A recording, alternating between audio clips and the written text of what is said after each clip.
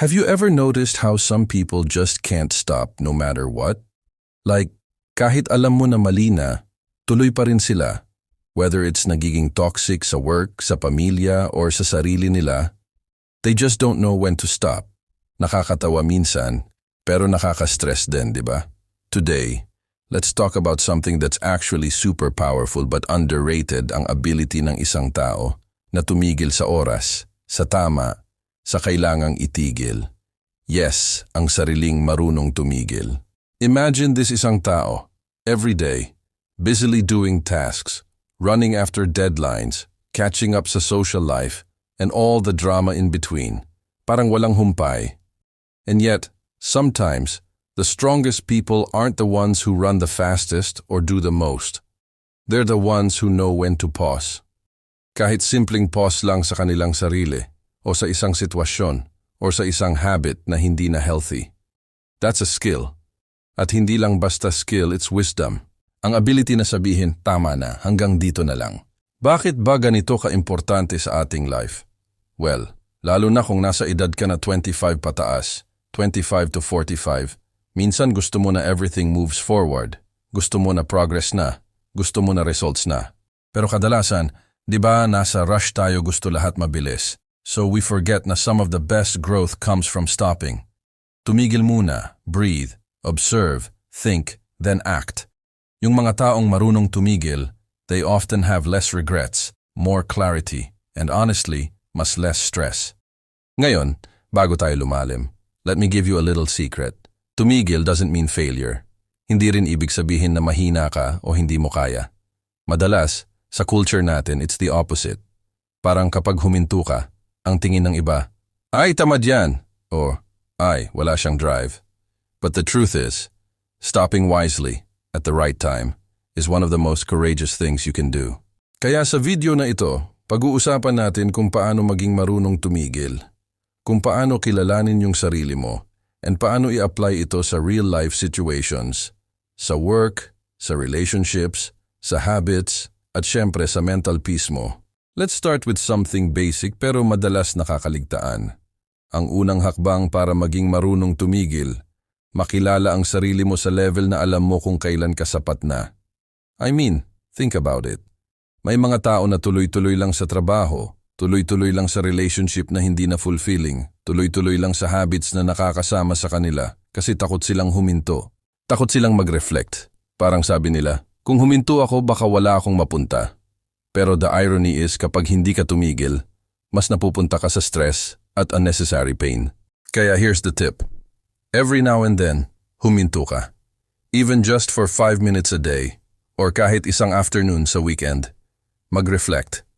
Tanungin ang sarili mo, ano ba talaga ang worth it dito? Parang cleaning your room, pero sa life mo. Kung may lugar ka na puno ng unnecessary clutter, kailangan mo munang huminto at ayusin yon bago magdagdag ng bagong bagay. Ang sarap ng feeling kapag malinaw ang utak mo, di ba? Kapag alam mo kung saan ka dapat mag-invest ng energy at saan hindi. Next point, huminto bago ka mapilitan ng consequences. Ito yung tipong sa trabaho, sa relationship, o sa habits. Madalas kasi, natututo tayo sa pamamagitan ng pain. Halos lahat, kailangan nating mahit ng consequences bago tayo mag-realize. Pero imagine if marunong ka tumigil bago ka mahit. Imagine, hindi mo na kailangan mag-suffer just para matuto. Sa madaling salita, proactive stop. Tanungin mo sarili mo, kung hindi ako titigil dito, saan ako pupunta sa next 5 years? Kung pakiramdam mo parang mali na yung path mo, it's okay. Tumigil ka. Don't wait for life to smack you. Ngayon, let's talk about emotions. Alam mo, emotions can be tricky. Minsan, ang daming tao nagdedesisyon base sa emotions, galit, selos, takot, or excitement, without thinking about the bigger picture. And that's why, marunong tumigil is powerful. Kahit isang pause lang bago ka magsalita or kumilos, pwedeng mag-save ng relationship o reputation mo. Simple example, may nag-offend sa iyo sa work, sa social media, or sa family. Normal, gusto mong tumugon agad, sabihan, o ipakita na may galit ka. Pero kapag marunong ka tumigil, huminga ka muna, think about the bigger picture, then decide. Sa ganitong paraan, hindi ka nadadala ng emotions at mas nagiging wise ka sa actions mo. And speaking of wisdom, may isang bagay na gusto kong ibahagi. Kung gusto mong maging master sa pagtigil, kailangan mo rin kilalanin yung timing. Hindi lahat ng stop ay instant. May panahon para huminto at may panahon para tuloy. Parang traffic sa EDSA, minsan kailangan mong huminto kasi red light, minsan kailangan mo dumaan kasi green. Life is similar. Yung sense of timing, alam mo kung kailan tama, yun ang nagkakaiba sa taong impulsive at sa taong wise. So habang iniisip natin to, isipin mo rin yung mga tao sa paligid mo. Napansin mo ba yung mga taong hindi marunong tumigil? Ang drama, ang ingay, ang stress, lagi silang busy sa walang kwenta, laging in a loop. Now, contrast that sa taong marunong tumigil. Calm, composed, focused. Hindi nila pinapadala ang sarili sa unnecessary stress. Nakakatawa, pero true, ang simpleng skill na marunong tumigil can make life smoother, less complicated, and honestly, happier. At dito, we slowly start seeing yung deeper lesson. It's not just about stopping physical actions, it's about stopping harmful patterns. Tumigil sa toxic habits, tumigil sa negative thoughts, tumigil sa unnecessary conflicts, tumigil sa comparison sa iba. It's like giving yourself permission to breathe, to reset, to recharge. Para mas handa ka sa tamang actions, sa tamang relationships, at sa tamang opportunities. Now, alam kong medyo philosophical na ito, pero stay with me. Kapag marunong kang tumigil, nagkakaroon ka rin ng power sa sarili mo. Parang magic lang, pero real. Hindi ka na basta-basta nadadala sa sitwasyon o sa pressures ng ibang tao. Alam mo na kung kailan sasabihin enough na. Alam mo na kung kailan tatawid sa tamang direksyon at kung kailan humihinto para hindi masaktan. Yung control sa sarili, yun ang ultimate freedom. At dito natin makikita yung unang big takeaway sa topic na ito. Ang ability to stop at the right time is one of the most underrated forms of strength. Hindi yan pinapakita sa medals or awards. Hindi yan nakikita sa social media likes. Pero ramdam mo ito sa daily life, sa peace ng isip mo, sa clarity ng decisions mo, at sa relationships mo. Kung marunong kang tumigil, mas conscious ka sa bawat hakbang mo, mas aware sa epekto ng bawat kilos, at mas protektado ka sa unnecessary regrets. So, ngayon na medyo na-digest natin yung concept, let's move into the practical side.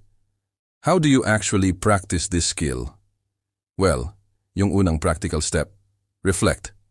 Every morning, before ka magsimula ng araw, tanungin ang sarili mo, ano ang kailangan ko talagang gawin today? Ano ang pwede ko namang i-stop para hindi masayang energy ko? Madali lang sa simula, pero trust me, pag na-practice mo consistently, magiging natural na.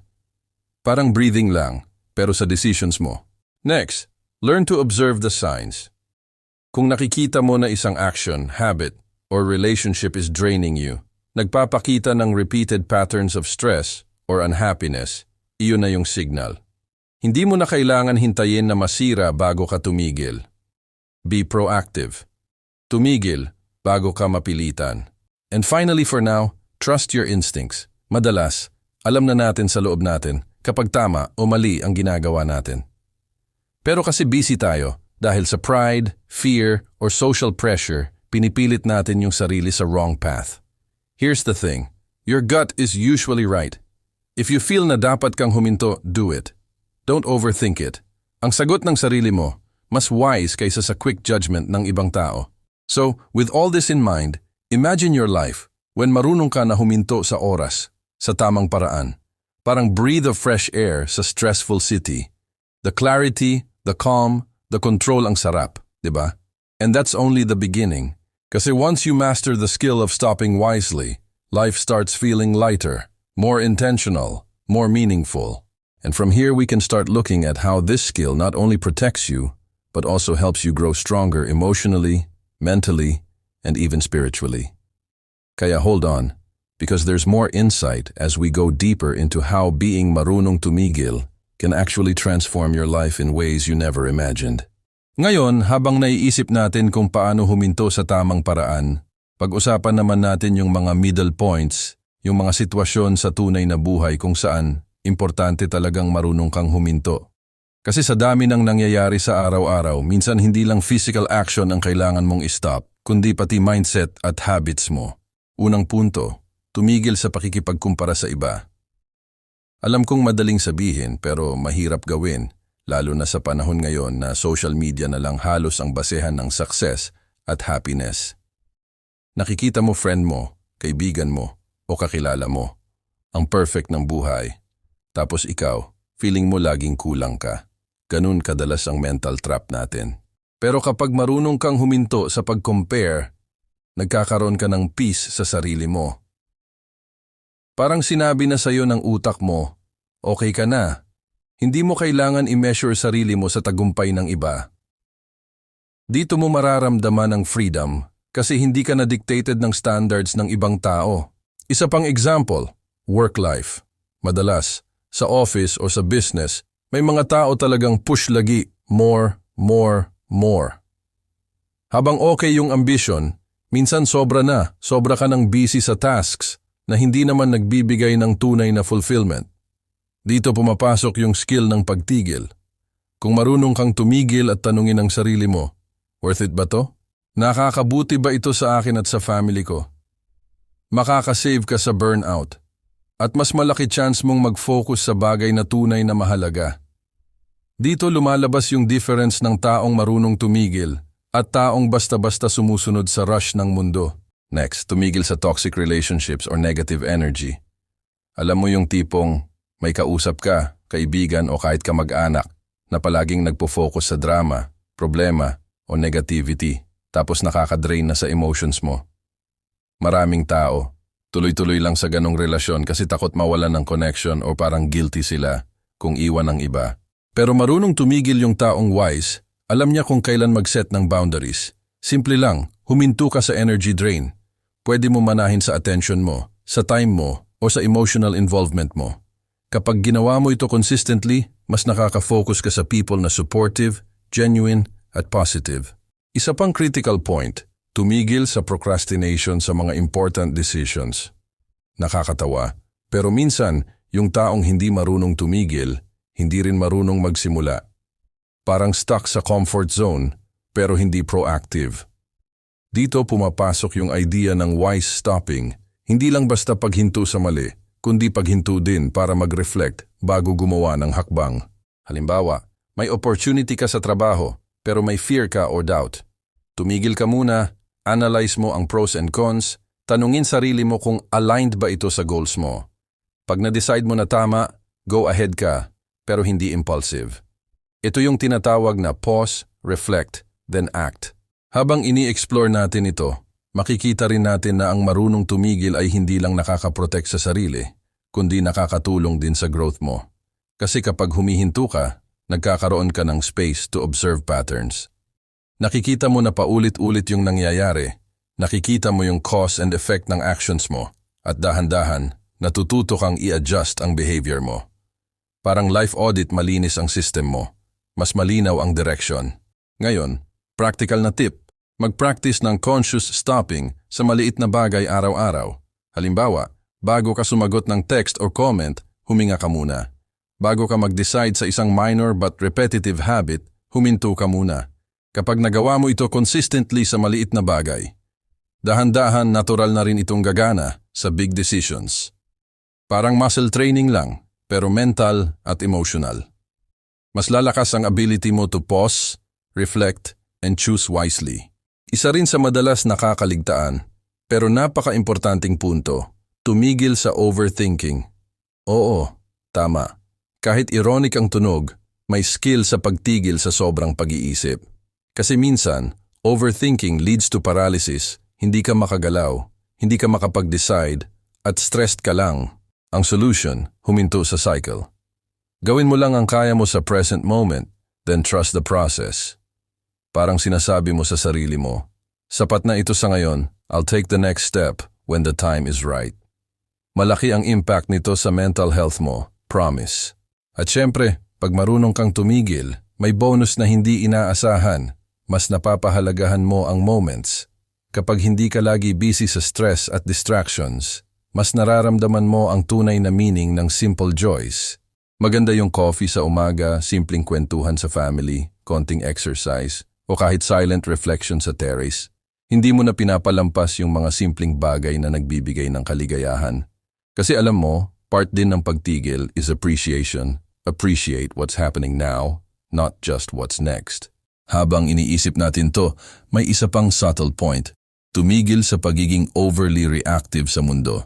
Yung tipong kahit maliit na issue, sobra ang reaction mo galit, worry, frustration, sadness. Kapag marunong kang huminto bago bumagsak sa emosyon, mas nakakapag-observe ka ng reality. Mas malinaw ang judgment mo, at mas conscious ka sa bawat step. Parang pause button lang sa remote ng TV gives you control sa scene na nangyayari. Kaya sa lahat ng point na ito marunong tumigil, hindi lang simpleng act ng physical pause. Ito ay habit, mindset at lifestyle. Every pause is intentional. Every decision is conscious. Tumigil ka sa mali, huminto ka sa stress, huminto ka sa negativity. Pero humihinga ka rin para makahanap ng clarity at peace. At dito natin nakikita na yung middle part ng journey hindi na lang theory, practical na ito. Habang inipractice mo ang pagtigil sa tamang paraan, mas lalakas ang self-awareness mo. Mas nagiging conscious ka sa emotions mo. At mas nakaka-build ka ng stronger mental and emotional resilience. Ang sarap ng feeling na kahit may challenges, alam mo na may power ka sa sarili mo. Ngayon, habang iniisip natin lahat ng ito, imagine mo rin, yung skill na ito, kapag na-master mo, hindi lang life mo ang improved. Nagiging positive influence ka rin sa paligid mo, sa pamilya, sa work, sa community. Kasi kapag calm ka, conscious ka, aware ka, mas madali rin para sa iba na mag-follow sa example mo. Marunong kang huminto, humihinga, nagre-reflect automatic, mas harmonious ang environment. Kaya habang patuloy natin itong tinitingnan, makikita natin na ang pagtigil is not weakness. Kung ano ang parang simplicity lang sa una, parang stop lang, actually malaking investment sa future mo. Investment sa clarity, peace, relationships, at sa happiness mo. Ang sarap isipin, no? Na kahit sa simpleng pause lang, life mo may positive ripple effect. Ngayon, habang iniisip natin yung middle points, mapupunta tayo sa pinaka-core ng lesson. Ang pagtigil sa tamang oras at tamang paraan ay hindi lang para sa sarili mo, kundi para rin sa growth at sa future mo. Kasi kapag marunong kang huminto, natututo kang pahalagahan ang timing at ang priorities mo. Hindi lahat kailangan mo gawin agad. Hindi lahat kailangan mo pakialaman at hindi lahat kailangan mong dalhin sa puso mo. Isa sa pinaka-importanting point dito ay tumigil sa perfectionism. Alam kong marami sa atin, lalo na kapag nasa edad na 25 pataas, gustong perfect ang lahat, work, relationship, pamilya, kahit sarili natin. Pero guess what? Perfect doesn't exist. At kapag pinilit mo lagi, nasasaktan ka lang at nagkaka-stress. Marunong tumigil ang taong wise hindi dahil tamad, kundi dahil alam niya na sapat na ang effort niya, sapat na ang ginawa niya sa ngayon. Kung pwede, huminto ka sa overworking, huminto ka sa overthinking, at bigyan ang sarili mo ng space to accept imperfection. Ito yung moment na mararamdaman mo yung true peace, parang nakahiga ka sa hammock sa beach. Walang pressure, walang rush. Next, tumigil sa pagsunod sa expectations ng ibang tao. Oo, totoo, may responsibilidad tayo sa pamilya, sa trabaho, sa society, pero may point na kailangan mong huminto at itanong sa sarili mo, sino ba talaga ang buhay ko ito? Para kanino ako gumagawa? Kapag marunong kang huminto at kilalanin ang sarili mo, mas nagiging aligned ang actions mo sa values mo. Mas authentic ka sa sarili mo at hindi ka nadadala ng pressure ng iba. Parang lumalakas ang loob mo. Kasi alam mo na hindi ka basta-basta sinusundan lang ang rules ng mundo kundi ikaw ang nagsiset ng pace ng sarili mo. Isa rin sa powerful na lesson, tumigil sa regrets ng nakaraan at worries sa future. Alam kong mahirap minsan pero ito yung ultimate skill. Kapag marunong kang huminto sa pagsisisi at sa overthinking ng future, mas nakakapokus ka sa present moment. Parang sinabi na sa'yo ng isip mo, ito ang moment mo, ito ang control mo. Nakakabawas ito ng unnecessary stress at mas nagiging clear ang decisions mo. Tandaan mo, life is happening now, hindi sa nakaraan, hindi rin sa hinaharap. Kung saan mo i-invest ang energy mo, Doon ka magkakaroon ng real results. Ngayon, practical example. Imagine may tao sa paligid mo na toxic, stressful, at paulit-ulit na nagdudulot ng drama. Madali sabihin, ay basta iwas na lang. Pero marunong tumigil yung taong wise, hindi basta ghosting o rude, kundi conscious stopping. Magsiset ng boundaries, maghahanap ng balance, at magfo-focus sa positive energy. Resulta, mas protektado ka emotionally at mas malinaw ang priorities mo.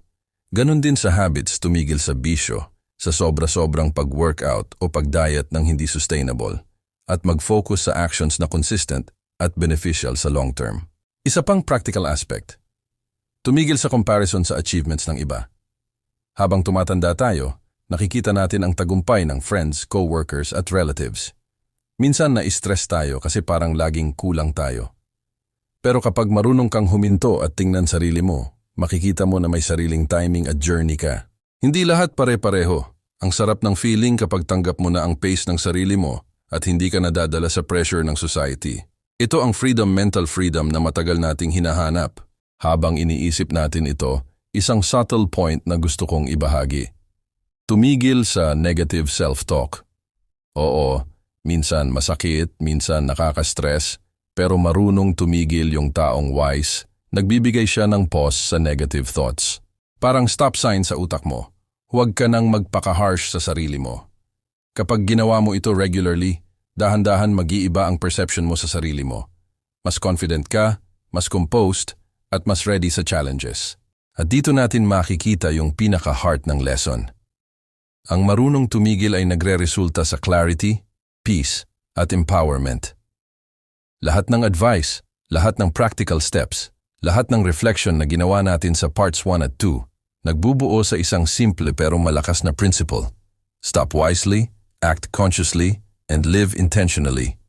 Parang mantra lang kung kaya mong paandarin sa buhay mo, magka-clear na direction ka at mas light ang pakiramdam. Before natin tapusin, gusto kong bigyan ka ng maliit na exercise. Subukan mo ngayong linggo. Bawat desisyon, habit o situation na nakaka-stress, huminga ka muna, reflect, at tanungin ang sarili mo. Worth it ba ito? Kailangan ko ba ituloy? O pwede ko bang huminto? Mapapansin mo na kahit simpleng pause lang, malaking pagbabago sa mindset mo. Makikita mo rin na mas maayos ang energy mo, mas productive ka, at mas happy ka sa maliit at simpleng bagay. Sa huli, tandaan mo, ang journey ng marunong tumigil ay hindi laging madali. Minsan mahirap huminto, lalo na kung na-practice natin ang opposite sa matagal na panahon. Pero every pause, every wise decision, every boundary na itinatag mo, nagpapalakas sa'yo. Nagsisimula sa simpleng habit, nagiging lifestyle, at eventually nagiging natural na paraan ng pamumuhay. Kaya para sa lahat na nanonood, remember, hindi tungkol sa pagiging perfect, kundi tungkol sa pagiging aware at conscious sa sarili at sa paligid mo. Every experience, kahit yung mahirap at stressful, opportunity yan to grow stronger, wiser, and more peaceful. Trust yourself. Stay grounded. Alam mo, kapag marunong kang huminto sa tamang paraan, mas nagiging easy ang life, mas masaya ang relationships, at mas malinaw ang path mo sa future. Kung may na-relate kayo sa video na ito, I'd love to hear your thoughts at experiences sa comments section. Share mo, baka may matutunan din ang iba, at baka may ma-inspire din kayo sa isa't isa. Kung nagustuhan nyo ang content na ito, don't forget na i-like ang video at mag-subscribe sa channel for more helpful content na ganito. Remember, journey hindi laging madali, pero with awareness at tamang mindset, kaya mong i-navigate ang kahit anong situation. Keep trusting your instincts, stay true sa values mo, at huwag hayaan ang negativity na humila sa'yo pababa. Laging may challenges, pero with wisdom at strength, you'll rise above them. Keep moving forward and know that the best is yet to come. Quick lang, bago makalimutan, i-comment mo kung saan ka nanonood. Gusto ko makita kung saan umaabot tong channel na to.